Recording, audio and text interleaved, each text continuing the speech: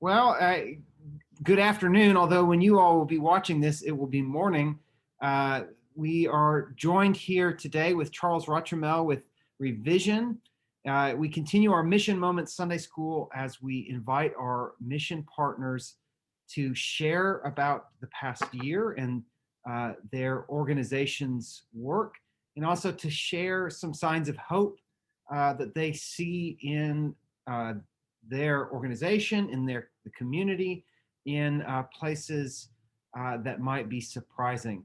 So, Charles, we have a couple folks who volunteer with ReVision who find it incredibly meaningful work. First, I'm going to ask, what does ReVision do? And then I'm going to ask you to tell me a little bit about yourself.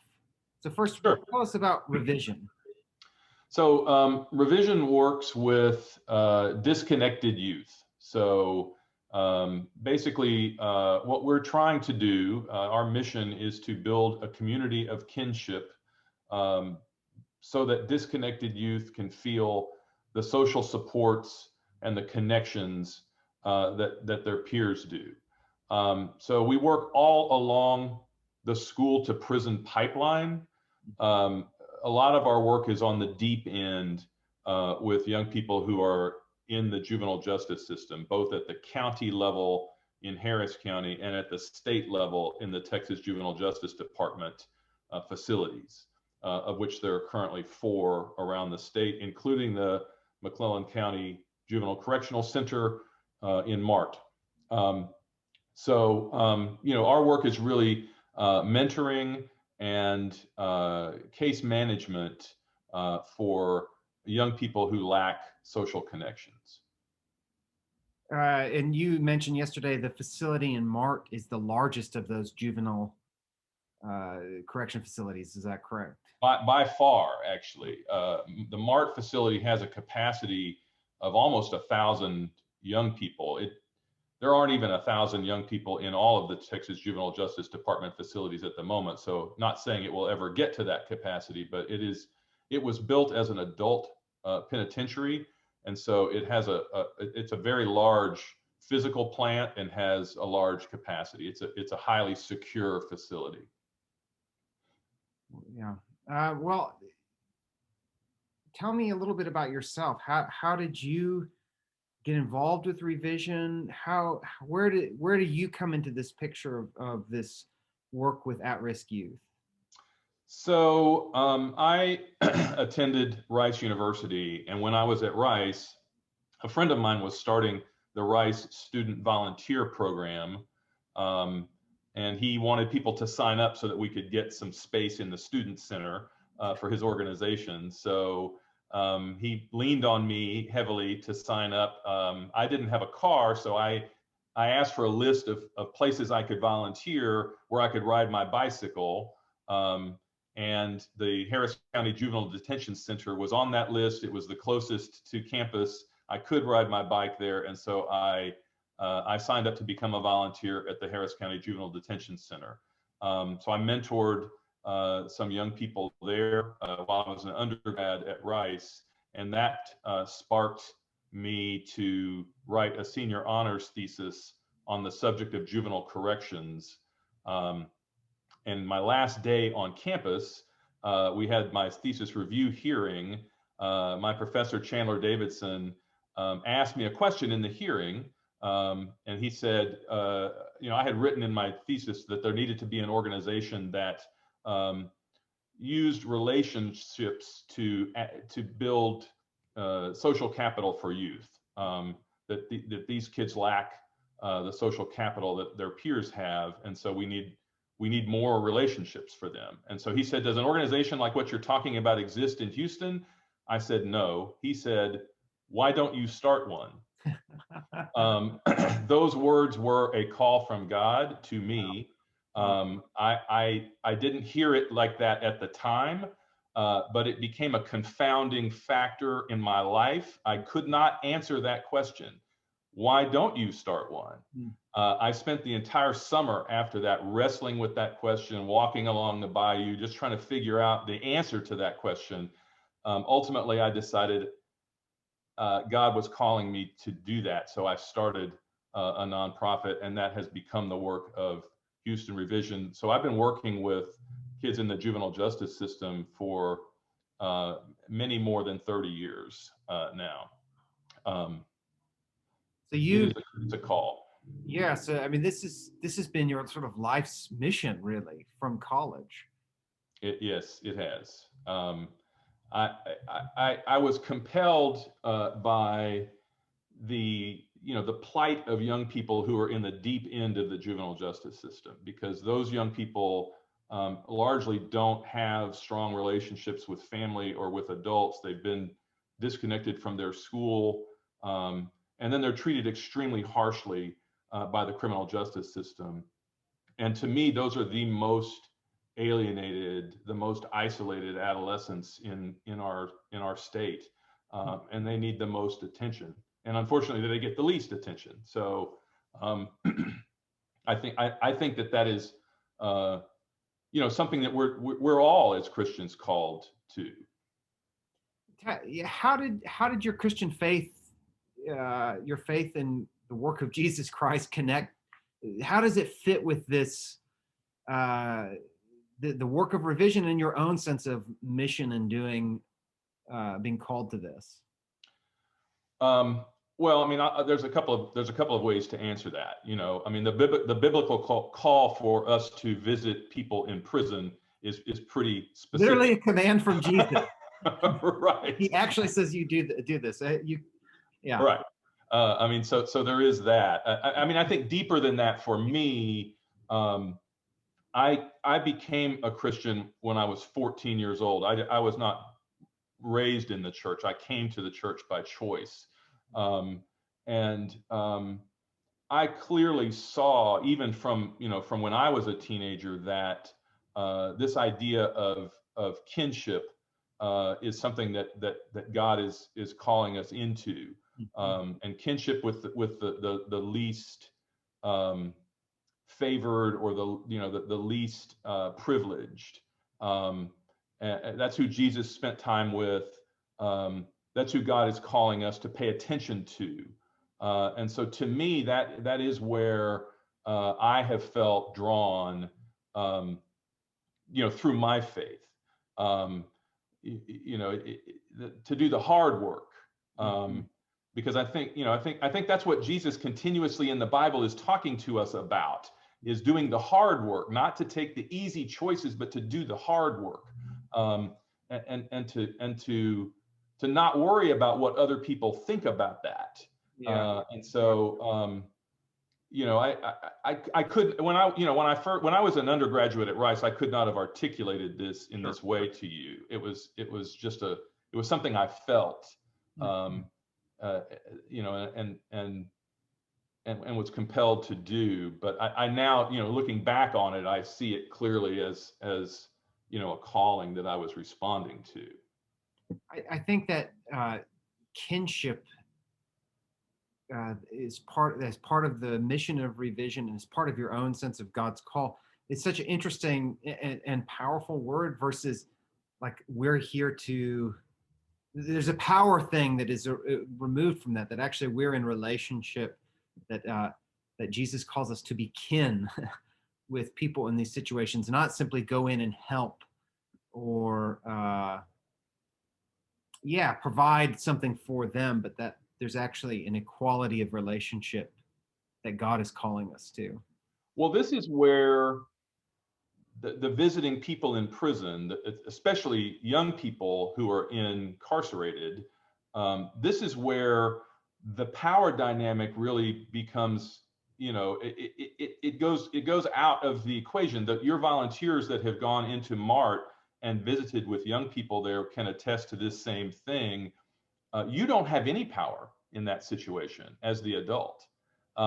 You are in a foreign environment where you can control nothing, right? We can't fix this young person's situation. We can't get them out of there. We can't reduce their term. We can't make their situation materially better, because we can't bring them anything. We can't give them any money. We can't, we are powerless in that situation. We only have ourselves. All we can offer is our whole self, our heart and soul, and that's it. and a connection with that other person sitting across the table from us. Which is all they have. They can't give you. And that's all they have too. They're not going to give you prestige. They're not going to give you. All they have is themselves. That's it. And so, and if anything, they have more power in the situation because they're free to get up and leave, right? If they don't like how the conversation is going, or they're free to choose not to come at all. And so, you know, it's really, it forces us into, I think, a stance that Christ is calling us into, which is to just show up and be present for another person. That's it. You know, show up. And what I always tell our volunteers is, you know, we're called to do one thing as volunteers, and that is to show up and pay attention. That's it. You know, we are listening. We're trying to make a connection. We're trying to bring some sense of hope, and at least to have folks that are in a tough situation know that they are not forgotten, that someone knows their name, that someone knows their story, that someone cares about them. I think that's at the bottom line, what the ReVision volunteer work in juvenile facilities is all about. And I think it's really gospel work. I mean, I think it ties so directly to what we learn about every Sunday in the gospel. Mm-hmm. Yeah, Jesus' name is God with us, Emmanuel, right? God with us is what he's told in the Gospel of Luke, which is just being present with us is the first thing. Now I'm going to ask you. This is kind of a two-part question. What challenges has ReVision faced in this past year with COVID? And connected with that, what challenges have the youth that you've been working with? What are the challenges that they've been facing?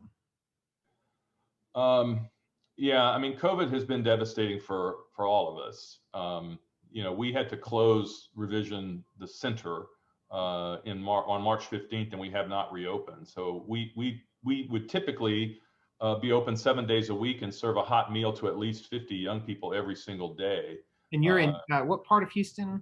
We're in Southwest Houston, in the Sharpstown and Gulfton areas, okay. Which is where there are the largest number of immigrants and refugees, as well as the largest number of juvenile gangs. So we're in the highest zip code of juvenile crime in Harris County. So we do a lot of in-person activities, you know, for young people that live in the neighborhood, and we haven't been able to do any of that. So we pivoted to an all, you know, essentially a new strategy. So we sent our staff out into the streets. We were able to partner with one of our church partners, St. Luke's United Methodist Church, to provide a hot meal for all of our kids every day.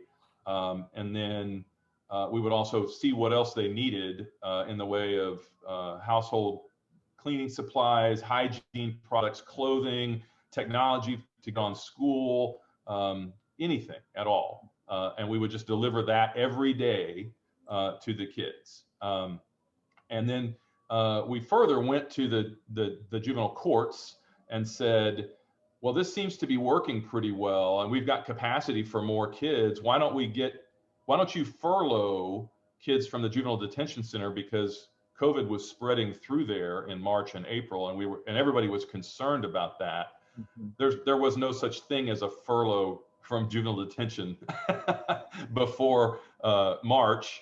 But beautifully, amazingly, the juvenile court judges released over 100 kids on furlough in exchange for ReVision visiting them every day and meeting their physical and emotional needs. There's a leaf blower near me. I'm sorry, there's nothing I can do about that. You're good.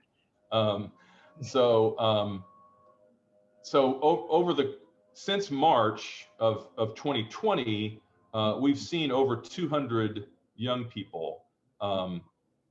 And of that number, only 9 have been rearrested after they were released. So it's just stunning. It's a stunning rate of success. And it's beyond our wildest imagination. And the most exciting part of this to me is that during the summer, we had, for the very first time, juvenile probation officers who stepped up to volunteer to drive these routes that we were doing.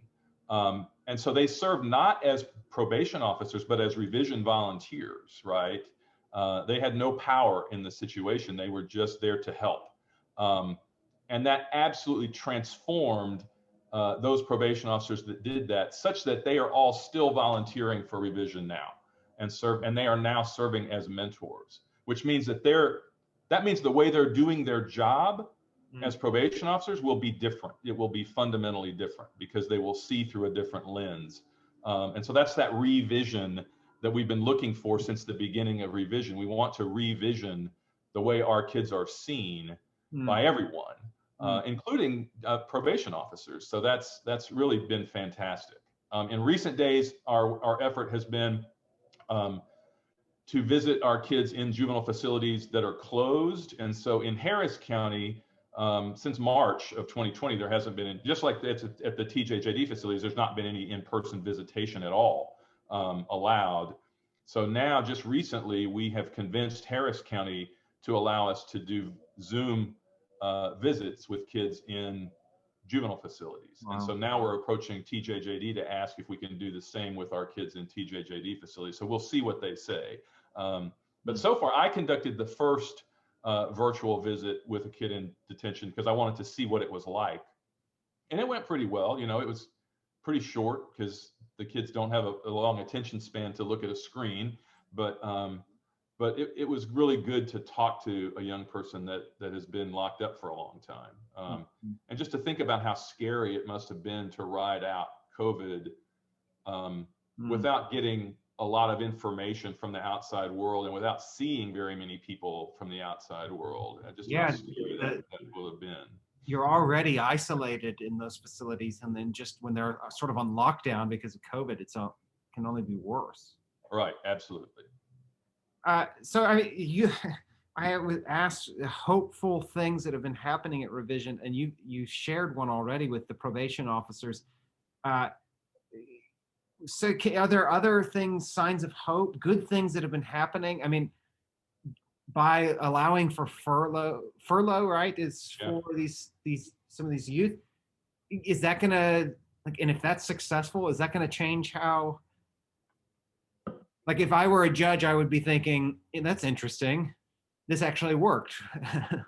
Right. No, I mean, it's phenomenal. And actually, I can demonstrate some of this. I can share my screen. I'll show you some data.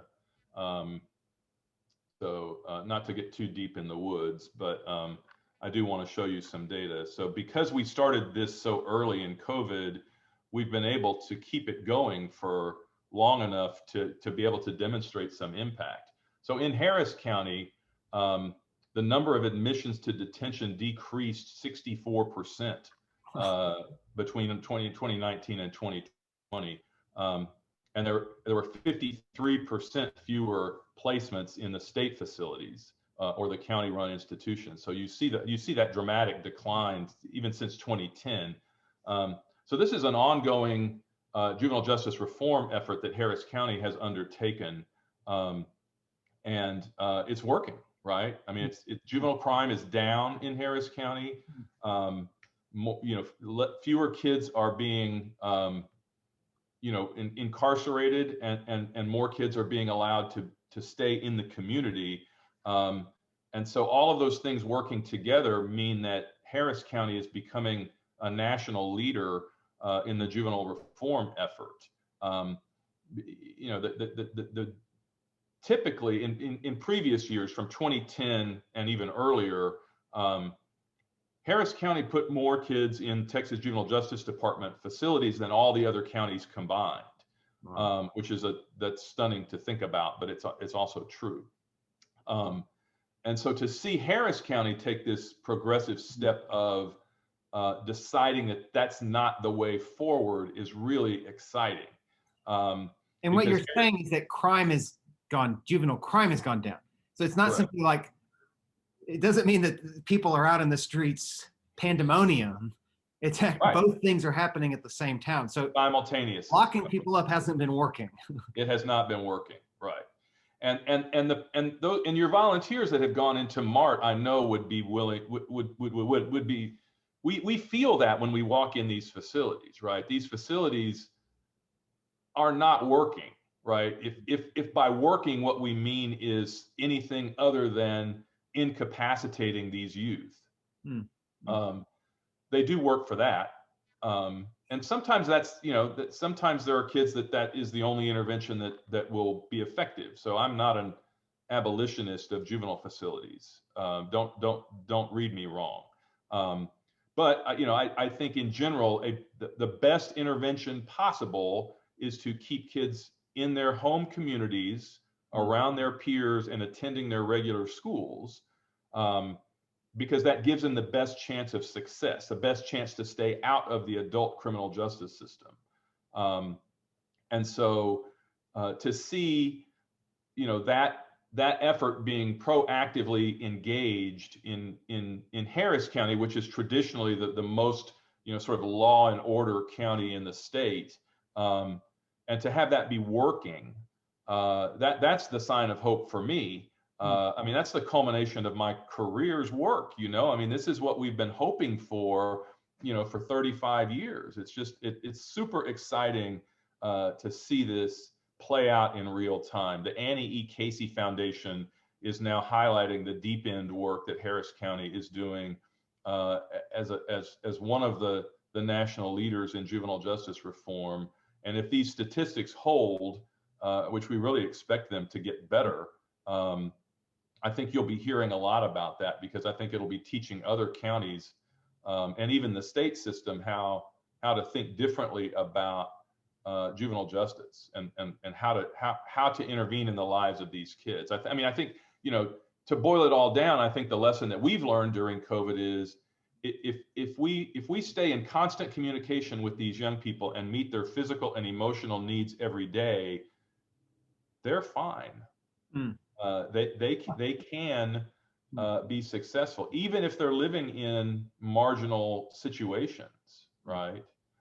Even if they don't have even if outside of ReVision they don't have the type of support that they need.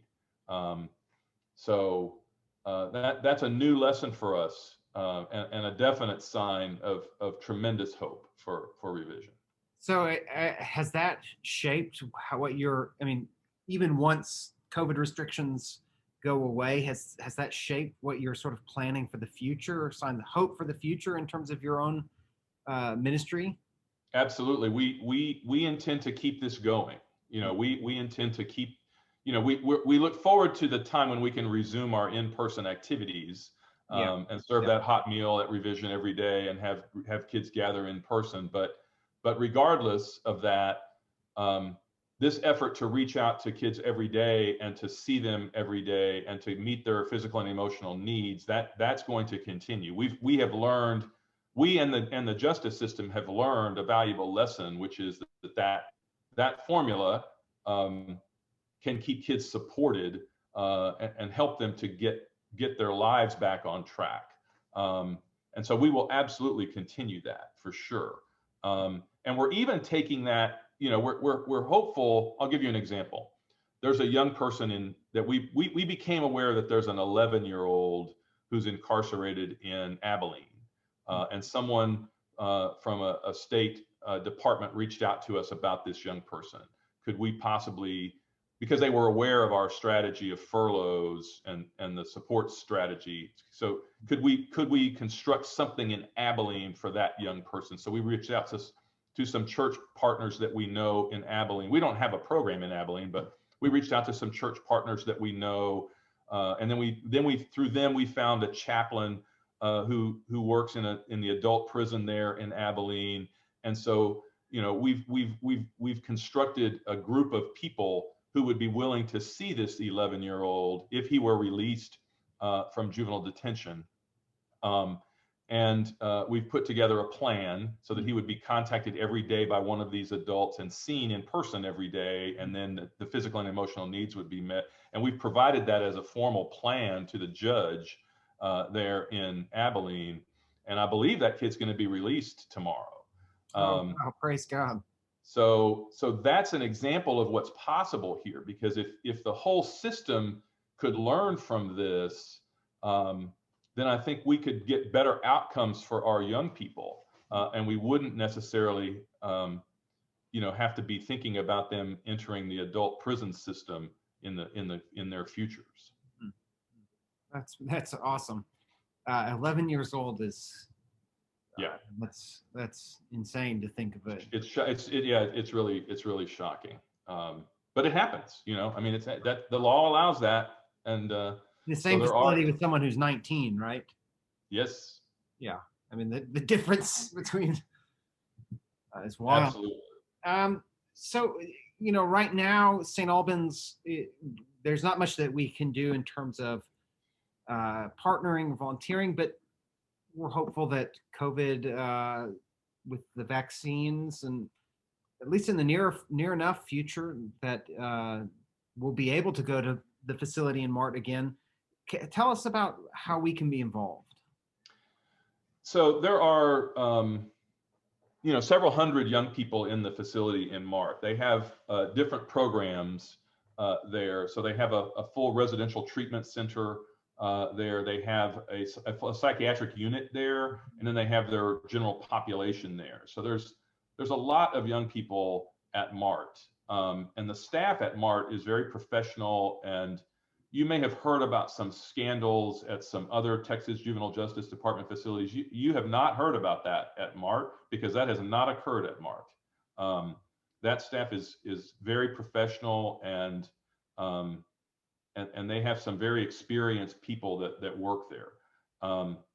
So the issue that we have is that 80 to 90% of the young people at Mart do not receive any visits from anyone for the entire time that they are there, which means that they're often there for 1 or 2 years, sometimes even more. And so in the life of an adolescent, that's a long time to go without any sort of support. They don't have anybody to talk to. They don't have anybody in their corner. They think that they're forgotten. And so their self-esteem plummets. They have no reason to do well, because for what? Like, for who, right? So visiting young people, particularly in the Mart facility, has a really immediate benefit to those kids, because they feel, at minimum, they feel more supported.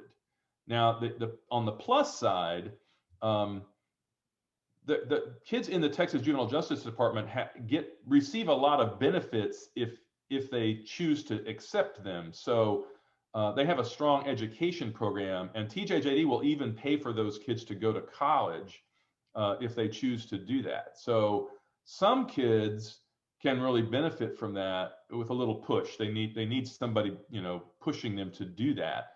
Other kids can't, they're not ready for that. And so that's not an appropriate avenue for them. But just at least having someone show up for them, like we talked about earlier, visit me in prison, that having someone show up is crucial for them, because we would be the only person that would show up. There is no one else. So I think the reason to volunteer with visiting kids at the Mart facility is really tangible. And you ask for a 1-year commitment, and it's once a week for an hour. Correct. Of time. And so again, I want to make sure that people understand that you will be safe going into that facility. Tell me what you said to me the other day about the layout of the facility that's helpful information. Yeah. So to some of the other TJJD facilities are really sprawling, and you've got to walk long distances to get to where you're going to mentor your young person. Mart is set up very, very efficiently. And so, you'll come in the front gate, you'll go through security, and then the room where you would be mentoring is just right off of that front entrance. And there are correctional officers and counselors and other adults present in that room, or even outside, because there's a visitation area outdoors as well. So you're never alone at any point. You're never by yourself with a young person. You're always in a secure setting. And I can say, in all the years that we've been doing this, we have never had an incident where a volunteer was even felt unsafe, much less, anything occurred with a volunteer. So you are in a secure environment where you yourself are secure. I always want to make people aware of that. And Mart in particular, it is an incredibly, because it was built as an adult prison, it's incredibly secure. And they really honestly don't refer kids to ReVision unless they have already done sort of a security check on those kids. So they're going to refer kids to us that can benefit from a volunteer, and that means that they are kids who are basically, safe, for lack of a better term. Sure. Well, thank you, Charles. I have one more question for you, but just to note that we're gonna, in the fall, Charles and I talked about having him out to St. Albans to talk with us further, to get some more folks to sign up. So there'll be a chance for you, if what he said inspired you. He and I again talked yesterday, and I felt super inspired by just hearing the good things that are happening in pretty rough places, but places that are ripe for the gospel to take root. And so just, let us know. And in the fall, we'll have a chance to sign up. I mean, God willing, and COVID abating, and all of those things that are out of our control. But Right. Last question, where do you see God at work in these juvenile facilities, or in the people that you are involved in mentoring and speaking to? I feel closer to God when I'm inside of a juvenile facility than I do in any other place, because I feel that God moves inside those places in very discernible ways. There are people that work there. I mean, in general, these are harsh environments, and in general, the people that work there are pretty harsh. But there are bright signs of light. For example, at Mart, there is a therapist who developed the serious offenders program for those kids at Mart, and she is just full of love. I mean, all you have to do is meet her, and within the first 30 seconds, you recognize, like, God is present with this woman here. She understands these kids, and she has a heart for them. She really loves them, right? And these are kids that have committed very serious offenses, kids that could easily be thrown away. And she's doing everything in her power to make sure they aren't thrown away. And then there are some kids that have that same spark, that same life. And maybe they didn't before they came into the facility. Maybe they had lost hope. But meeting that woman, or meeting our volunteer, has really rekindled that sense of purpose, or that sense of selfhood, that they can do something in this world.